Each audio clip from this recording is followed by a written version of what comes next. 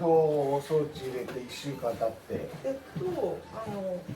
多分こうやって前歯を噛みしめてるので下の前歯、下の前歯の歯茎が浮いてる感じは朝午前中ちょっと残るんですけど、ここのラインが自分しかわかんない程度にスッキリします。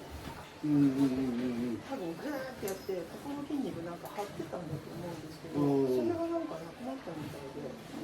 奥歯の食いしばり、やっぱりね、食いしばりはね、あっていいと思う。あ、そうなんですか。いやいやいや、俺はなんだけど、顎が下がる食いしばりじゃなくて、あんまり使ってない前歯の食いしばり。そうそう。だからこれやっぱりちょっと朝方歯が浮くんだけど、これはありだと。随分だってちょっと楽でしょ、なんとなく。そうなんです。だからもう顔見て、うわ、ここパンパンっていうのがなくなったし、そんなになんか見てもなんかわかんないけど。そうだから自分で見てわかるように寝起きのこのなんか浮いてる感じが全然違うんですよ。鼻で息はできてる？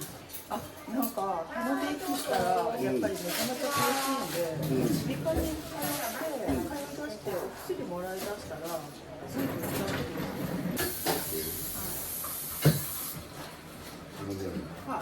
ベロの位置が違うんだ。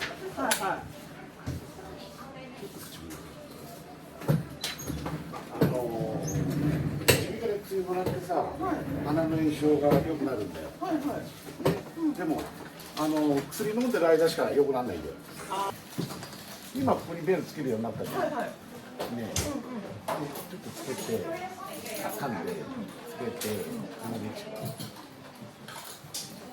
ルール言って続けてます。ルール言っていい。今ここやるでしょ。ベロをここをぐるっと取り上げるぐらいにして、ベロをもっと奥にぐーっと持ってってから。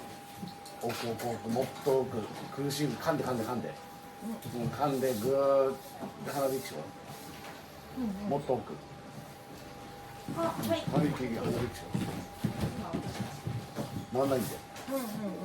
わかる？だから本来はそうなの。だからブーブー言うっていうのはね、まだ空気の鼻の通りが悪いの。だからこれ組んでちゃんとできるようになる。吸うときに奥に行くの。もうまさしくそう。ベロって呼吸器なんだよ。その時にベロってそれも吸う時だけ信号が来るんだ。だから吸う時だけぐーっと奥にするとちょっとちゃんと噛まなきゃダメなの。噛んでベロぐーっと上に持ち上げてからもっと上にくっつけて、で鼻でならないんだよ。いびきがすごい人ってベロがまだ前なの。でそこまでぐーっと持ってるとブーブー言わない。だからこればっかりは家族が言うのをよくわかる。ね、で鼻の通りがね、空気の通りがこうどっかでぶつかってるんだよ。それをベロが上にぐーっと押し上げるとスポンと落ちる。だからブーブー言わない。そうこれから、だからそれがベロがちゃんと上にくっついて位置が変えればあれだから、ね、うるさいって言われたらもう家族の時には前は、ね、所詮一緒にいるのもさ何時間なんだから、その他の時にブーブー言ってればいい。言ったもの勝ちよ。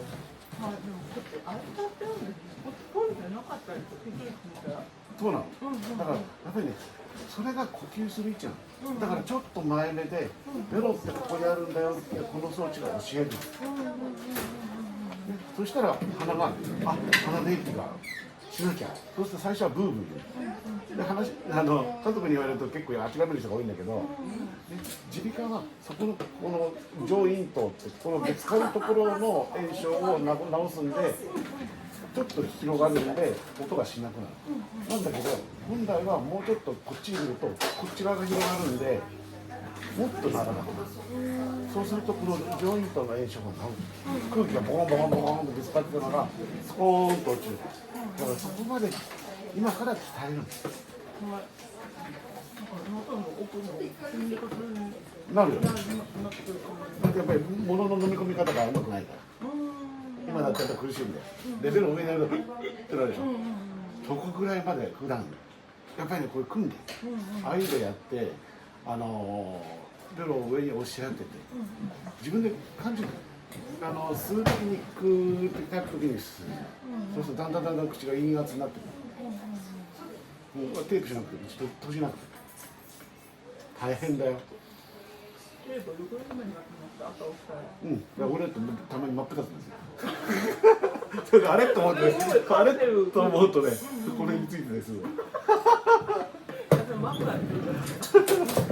も、普通って朝起きても、やっぱり水かけると家族が言われるんで、下も鍛えて。そうそう、そしたらね、いびきかかない。全然仕事になる。鼻呼吸ができるようになる。ね。いや、若松さんはね、理解してくれるなと思ったんですよ。なかなかやっぱりね、これってね、でも歯医者がやる仕事なんだよ。